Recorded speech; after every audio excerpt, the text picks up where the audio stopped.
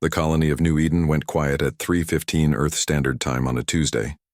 This was humanity's most distant and promising settlement.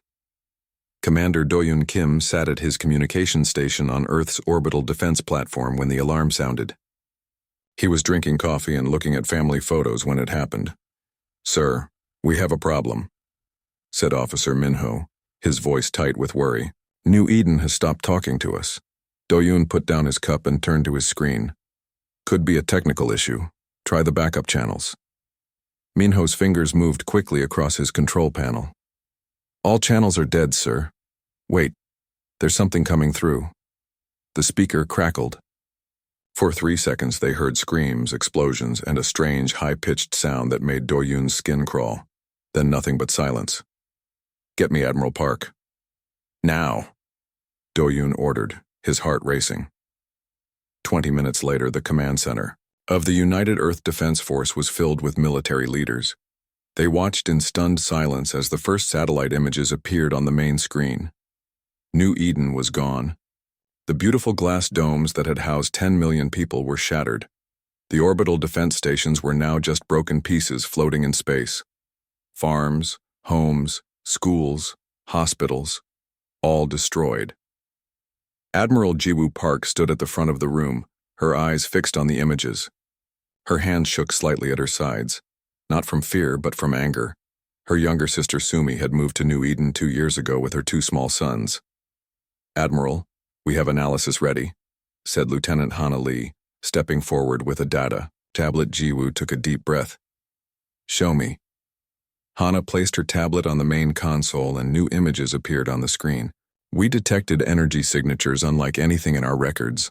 The weapons used against New Eden are not human technology." A heavy silence fell over the room as everyone understood what this meant. "First contact," Jiwoo said, her voice barely above a whisper. "And they chose to kill us." Do-Yoon stood up from his station. "What do we do now, Admiral?" Jiwoo stared at the destroyed colony for a long moment before turning to face the room. "We inform the President. We prepare for war." President Dae-hyun. Choi was in a meeting with education ministers when his assistant interrupted with the news. His face paled as he was briefed on the situation. Within an hour, he had assembled the emergency council in the underground command center beneath the presidential palace. "How certain are we that this was an alien attack?" he asked Admiral Park, who had just finished presenting the evidence. 100% certain, Mr. President," Jiwoo replied. "The energy signatures are like nothing humans have ever made. And there's more." She gestured to Dr. Kyung, the chief scientist of the Defense Force. Dr. Kyung adjusted his glasses nervously. "We found traces of biological material in the debris. It's not from Earth or any known planet. The DNA structure, if we can even call it DNA, is completely foreign." The president turned to General Taejo, head of the United Military Command. "Your assessment, General?" Taejo was an old soldier with a face lined by years of service.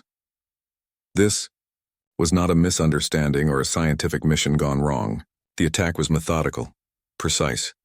They targeted our defenses first, then our life support systems. This was a planned extermination." President Choi looked around the table at the grim faces of his advisors. "Do we know where they came from? Where they went?" Admiral Park pointed to a star map that appeared on the wall screen. "Our deep space sensors detected an energy trail leading back to this region. A red circle appeared around a cluster of stars.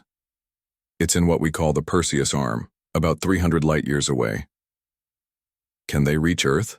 the president asked, his voice steady despite the fear everyone felt. "They have faster-than-light travel just like we do," Admiral Park answered. "If they could reach New Eden, they can reach Earth. The question is, why attack a remote colony first?" Dr. Kyung cleared his throat. "It may be a test, Mr. President, to see how we respond, to measure our strength." The room fell silent as the implications sank in. 10 million lives lost as a test. "How long would it take them to reach Earth?" President Choi asked. "Based on their travel speed to and from New Eden, between 2 and 3 months," Admiral Park replied. The president stood and walked to the window that looked out into the underground garden. designed to give the command center some semblance of the outside world they might not see for days during a crisis. 3 months, he repeated, quietly. Then he turned back to the table, his decision made. We have never faced a threat like this before. This is not a time for half measures or diplomatic efforts. This attack was unprovoked and absolute in its destruction. He pressed a button on the table, and a holographic display of Earth appeared, surrounded by its colonies on the Moon, Mars, and throughout the solar system. As of this moment, I am invoking the Wartime Production Act across all human territories. Every shipyard, every factory, every research lab will turn its focus to defense and military production. General Tejo looked shocked. Mr. President, that has never been done before, not even during the colony wars. We have never faced extinction before, President Choi replied firmly. Admiral Park, I'm promoting you to Supreme Admiral of the United Fleet. You will oversee our response to this threat. Jiwoo stood straighter, understanding the immense responsibility being placed on her shoulders. Yes, Mr. President. What exactly are you proposing, sir? Asked the economic minister, looking worried. President Choi's eyes hardened. They took 1 colony from us, 10 million innocent lives. We will build the largest military force in human history. We will find their worlds, and we will make sure they never threaten humanity again. He turned to Jiwoo. Admiral Park, how many warships do you think we would need to guarantee victory against a civilization capable of this kind of attack? Admiral Park thought for a moment, calculating possibilities in her head. To ensure overwhelming force across multiple potential fronts, with reserves for defense of our own worlds, 700,000 ships would be the minimum. Several council members gasped. The entire human fleet currently numbered less than 10,000 vessels. President Choi nodded without hesitation. Then we will build 700,000 warships. We have 3 months to prepare. Let's get to work. As the council members rushed to begin the largest mobilization in human history, Admiral Park stayed behind, looking at the images of New Eden's destruction that still played on the screens. We're coming, Sumi, she whispered to her lost sister. We're coming. 3 days after the attack on New Eden, President Choi stood on the steps of the United Earth Parliament building. Billions of people across 800 human worlds watched their screens. The speech was short but powerful. They took 1 colony, he said, his voice firm and clear. We will ensure they never take another. Inside the Parliament building, leaders from all human settlements had gathered. For 3 days and nights they argued and debated. Some wanted to run and hide. Others wanted to find the aliens and talk. But in the end, they all agreed. Humanity would fight. The vote was 800 to 0. For the first time ever, the Wartime Production Act was activated across all human territories. Chief Engineer Minji Han had been the head designer for luxury space cruises. Her ships were famous for their beauty and comfort. Now she stood in her office at the Saturn orbital ring, looking at very different plans. We need to convert the entire ring into a shipyard, said the military officer who had arrived that morning. President's orders. Minji stared at him in shock. The ring is 11,000 kilometers long. It's a vacation spot. People live here. Not anymore, the officer replied. Everyone is being moved to Earth or Mars. We need this space to build warships. Minji looked at the designs the officer had brought. These aren't cruise ships, these are destroyers, battleships, carriers. Can you build them? She studied the plans more carefully. Yes, but we'd need more materials than Saturn can provide, and more workers than we have. The officer nodded. Every mining operation in the system is being redirected to gather resources, and every engineering student, shipbuilder, and construction worker in human space is being called to help. Minji felt a chill run down her spine. How many ships do you need me to build? Your facility will be responsible for 100,000 vessels. Minji almost laughed, thinking it was a joke. Then she saw the officer's face. That's impossible. It would take decades. You have 3 months, the officer said. Admiral Park will provide whatever you need. After the officer left, Minji sat at her desk for a long time, thinking about the 10 million people who had died at New Eden. Finally, she called her team together. "We built our civilization over centuries," she told them, seeing the fear in their eyes. "We'll build our vengeance in months." On Earth, Admiral Jiwoo Park moved into the Supreme Command Center beneath the Pacific Ocean. The underground facility was designed to survive even if the surface of the planet was destroyed. Her first order as Supreme Commander was broadcast to all military personnel. "This is not about punishment. This is about survival." Jiwoo spent 18 hours a day planning the largest military operation in human history. She slept only 4 hours each night and always dreamed of her sister and nephews on New Eden. One morning, Dr. Kyung arrived with news. "We've learned more about the aliens," he said, placing a holographic projector on her desk. An image appeared, a creature unlike anything on Earth. It had 6 limbs, a hard outer shell, and multiple eyes on a triangular head. "What am I looking at?" Jiwoo asked. "We call them the Axoni," Dr. Kyung explained. "This is a reconstruction based on biological samples found at New Eden. They're not mammals like us, more like insects, but much more advanced." "Can we communicate with them, Doctor?" Kyung shook his head. "We found what seems to be communication devices in the debris. The way they think is very different from us. They use pheromones and sound patterns we can barely detect." "What else do we know about them?" Jiwoo asked. "They came from beyond the Perseus arm," he replied. "And based on how they attacked without trying to communicate first, they probably see us as nothing more than pests to be eliminated." Jiwoo studied the alien image. "Do they have weaknesses?" "Every living thing has weaknesses," Dr. Kyung said. "We're working day and night to find theirs." Around the solar system, the transformation was happening faster than anyone thought possible. On Mars, weapons factories that once made simple defense systems for colonies now created powerful laser cannons and missile systems.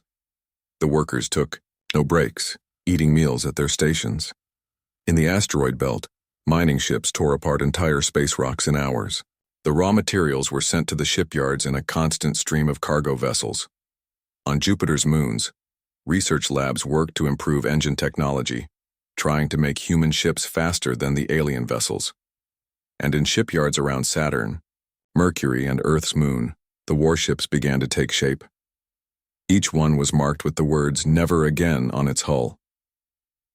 6 weeks after the attack, Jiwoo visited the Saturn shipyard. Minji Han met her at the docking bay. "How is the production going?" Jiwoo asked as they walked through the massive facility. "We've completed the first 10,000 ships," Minji said with pride. "We'll make the deadline." They stopped at a viewing platform. Below them, thousands of workers moved like ants around the skeleton of a massive battleship. "That's the Vengeance," Minji explained. "It will be your flagship, the most powerful vessel humans have ever built." Jiwoo stared at the enormous ship. "Will it be enough? Are we doing the right thing?" Minji looked at her in surprise. "You're having doubts?" "Not about fighting back," Jiwoo said. "About what we become after. We're turning our entire civilization into a war machine." "Sometimes you need to become what you fear to survive," Minji replied. "But we won't forget who we are." That night, Jiwoo received a message from President Choi. The aliens, the Axoni, had attacked another human outpost, a small research station near the edge of human space. This time, there had been a warning. The 50 scientists had escaped before the station was destroyed. "They're testing us again," the president said, "seeing how we respond." "They'll find out soon enough," Jiwoo replied, looking at the construction outside her window. "We're almost ready." As she ended the call, Jiwoo looked at a photo of her sister's family. "We're coming," she whispered, "and they'll never see us coming." Captain Ji-hoon Kang stood on the bridge of the warship Vengeance for the first time. At 45 years old, he had spent most of his life as a cargo ship captain. Now he wore a military uniform with 3 gold stars on each shoulder. "It's really something, isn't it?" said a voice behind him. Ji-hoon turned to see Commander Yoonji Bae, his new second-in-command. She was younger than him, but had actual military experience. "I've never seen anything like it," Ji-hoon admitted, looking out the massive window. 3 months of non-stop work had produced something that should have been impossible. 700,000 warships floated in space around them. When lined, up in a straight row, the fleet would stretch from Earth all the way to Mars. "Second thoughts, Captain?" Yoonji asked, seeing the worry on his face. Ji-hoon shook his head. "Not about the mission. About what we become after this is over. We've turned our entire civilization into a war machine. Can we ever go back?" Before Yoonji could answer, the communication screen lit up. Admiral Ji-woo Park's face appeared. "Captain Kang, is the Vengeance ready?" she asked. "Yes, Admiral. All systems are operational." "Good. Report to the War Council in 1 hour. We're finalizing the attack plan." The War Council took place in a large room aboard the command station orbiting Earth. 200 ship captains sat at tables arranged in circles. Admiral Park stood in the center, next to a large holographic display showing star maps. "The enemy has been identified as the Axoni," she began. "Thanks to Dr. Kyung's research team, we now know they have 7 homeworlds orbiting a blue star 300 light-years from here." The star map zoomed in to show the Axoni system. "Intelligence also tells us they have 20 major military bases spread across 30 star systems." Admiral Park continued. "Our plan is to strike all locations simultaneously." She touched the display, and the fleet of ships divided into 7 groups. Each armada will be assigned to a different approach vector.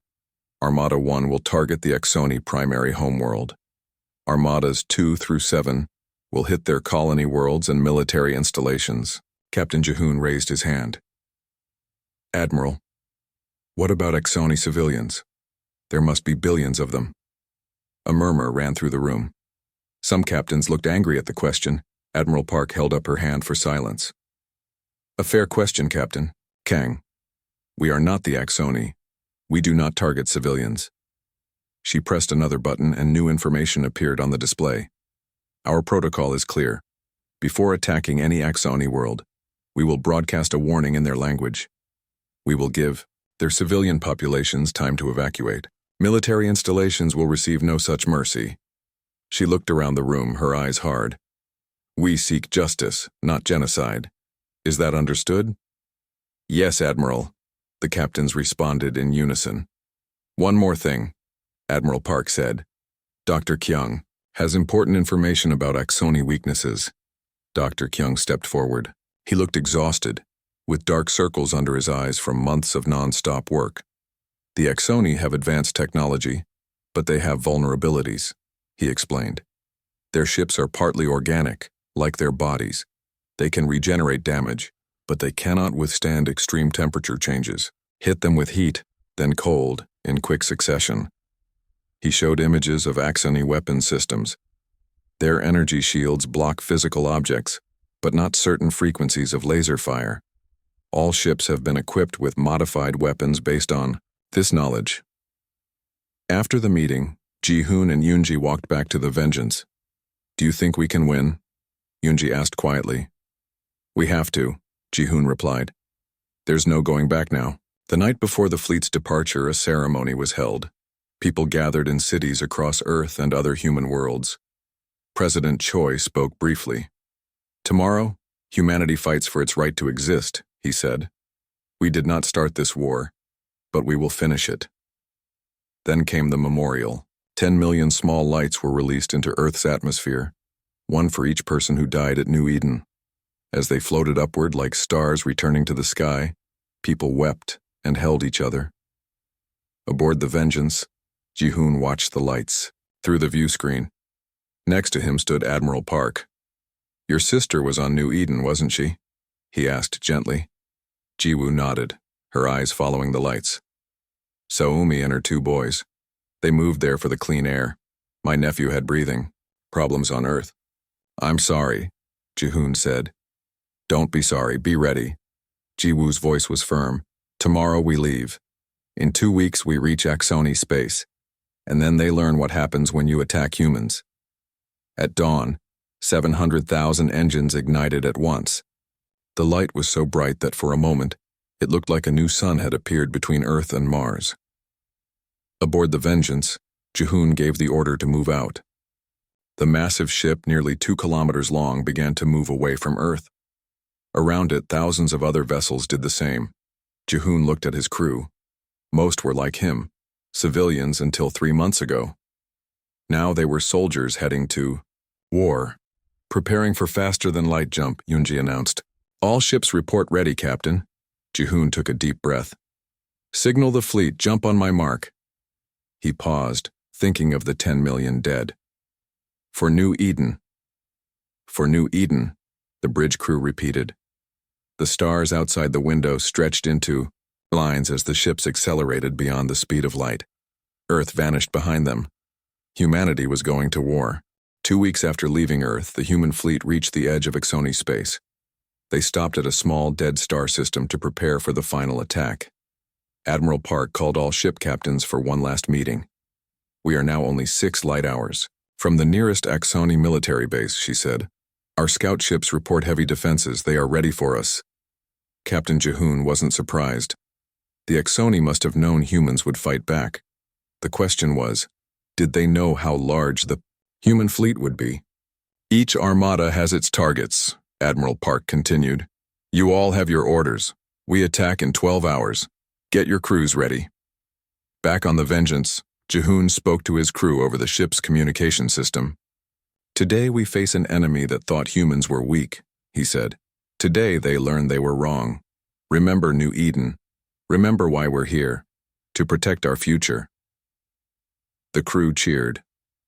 Jihoon looked at Commander Yunji, who nodded with approval. Not bad for a cargo captain, she said with a small smile. I'm still learning, Jihoon replied. Let's hope I learn fast enough. The human fleet jumped to faster-than-light speed one final time. When they appeared in normal space again, they were spread across 7 Exoni star systems.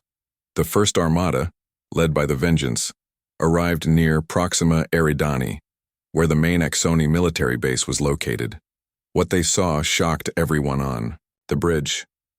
That's not a base, Yunji whispered. That's a fleet.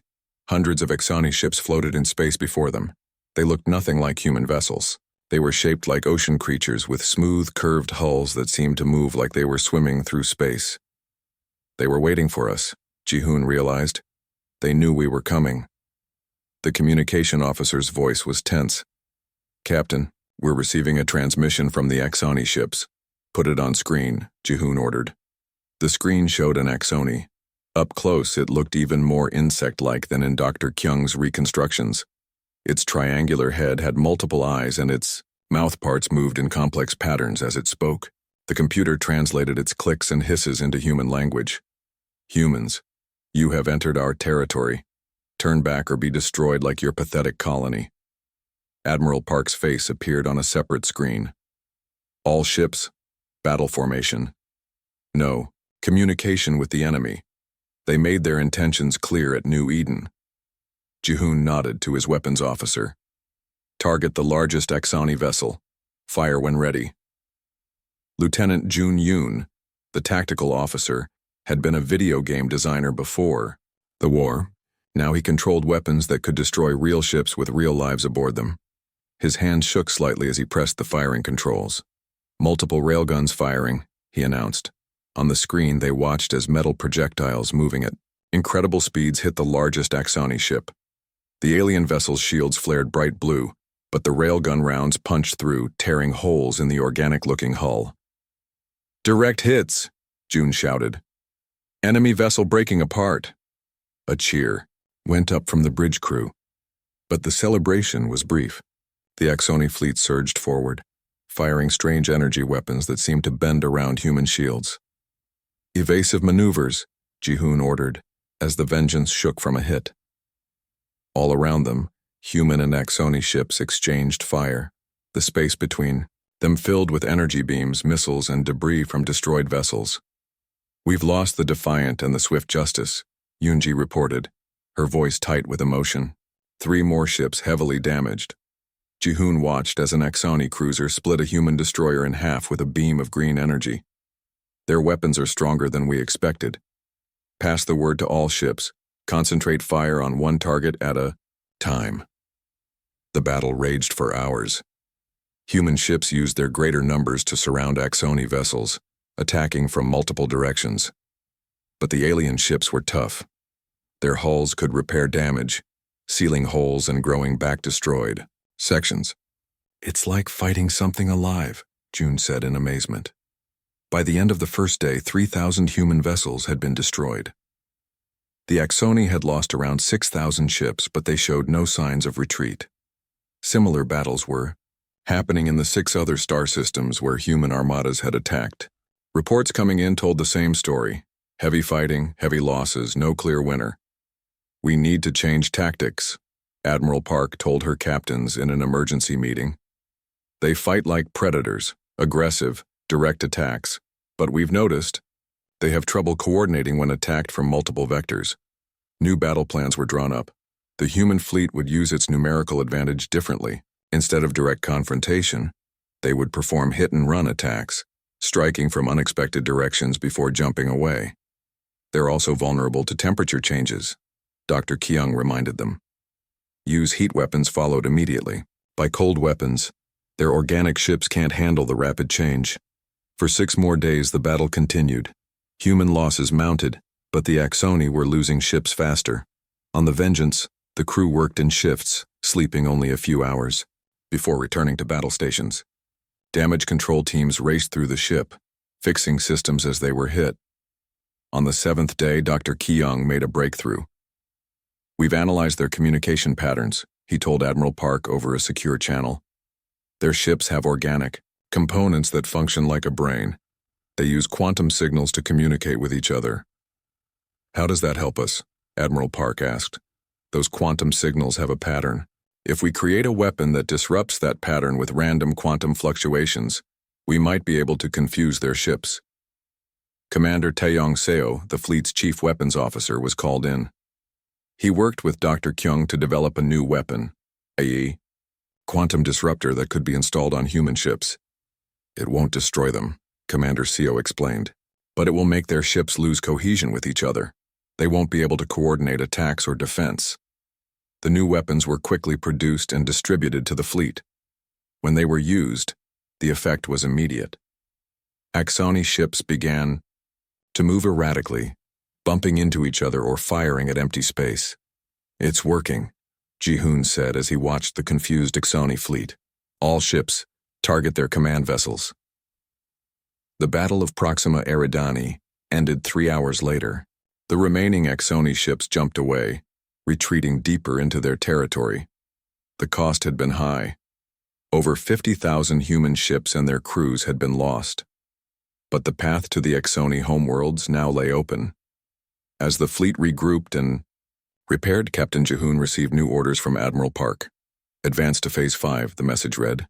"The message must be delivered." The 7 Axoni homeworlds orbited a blue giant star in a system they called Urixtal. Their civilization was ancient, spanning over 40,000 years of technological development. They had conquered 12 other sentient species before encountering humanity. They had never known defeat. Admiral Park's voice was broadcasted across the system in the Axoni's own language. "You attacked without provocation. You slaughtered without mercy. You believed us weak. This was your final mistake." The AI human armada moved into position around each Axoni world. Their remaining defenses crumbled before the human onslaught, their leaders now begging for the mercy they had never shown at New Eden. In the Axoni High Council chamber, Supreme Hierarch Uzkat faced the human delegation with trembling appendages. Captain Kang and Admiral Park stood before him, their faces impassive. "The terms of surrender are non-negotiable," Admiral Park stated. "Your military will be disbanded, your conquest technology destroyed, your expansion ended." "And if we refuse?" the hierarch asked.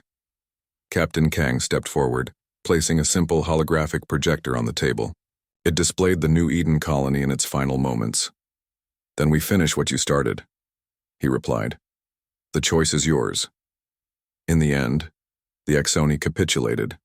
The Pax Humana was established throughout the sector, enforced by a permanent fleet and an unbreakable resolution. Aggression against human worlds would be met with overwhelming force. As the fleet began its long journey home, Admiral Park stood at the memorial wall aboard the Vengeance, tracing her fingers over the names of New Eden's dead. Captain Kang joined her, his uniform still bearing scorch marks from the final battle. Was it worth it? He asked quietly. Admiral Park considered the question, thinking of the millions lost and the billions saved. They needed to learn, she said finally, that humans protect their own. Always. Above them, through the viewport, the stars shone with a new understanding. Humanity had entered the galactic stage not as explorers or diplomats, but as warriors not to be trifled with. The galaxy would never be the same,